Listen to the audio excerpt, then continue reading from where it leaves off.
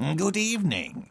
I have decided to grace you with my thoughts on the motion picture masterpiece Rebel Moon, which was recently disseminated on the Netflix motion picture distribution service. I very much enjoyed this marvelous feat of visual splendor, from its compelling and original narrative to its varied and captivating characters and its bright and snappy dialogue. The film revolves around a fascinating character called Admiral something or other. I don't actually recall any of the characters' names, but I'm sure it doesn't really matter, as people's names don't really matter in real life either. Let's call him, I don't know, Francis. Now, Admiral Francis has been tasked with capturing ne'er-do-wells who have been making a nuisance of themselves. And as a side plot, he also helps some local villagers improve their grain yield by removing an obstructive senior villager, which, in my mind, cements his role as a hero and champion of the people. An admirable admiral, if you will.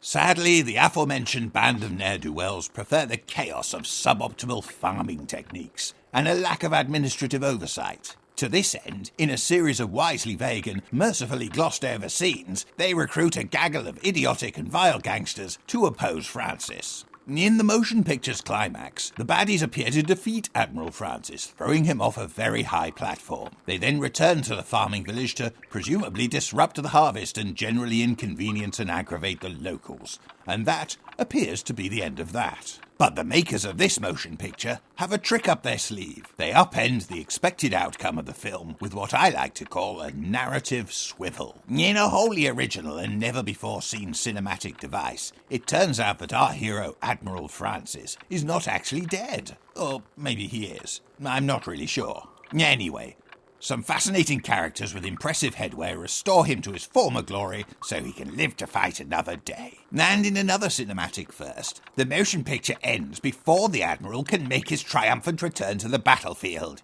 teasing a follow-up motion picture that will complete the story. I simply cannot wait for this sequel.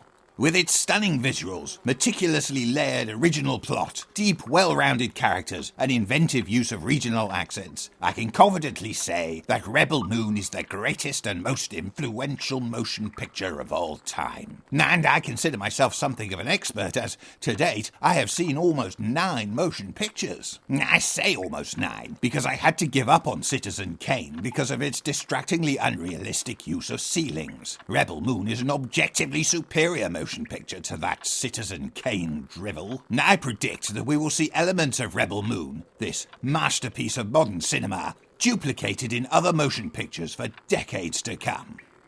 Now stop bothering me. I have an excess of festive toad soup to deal with.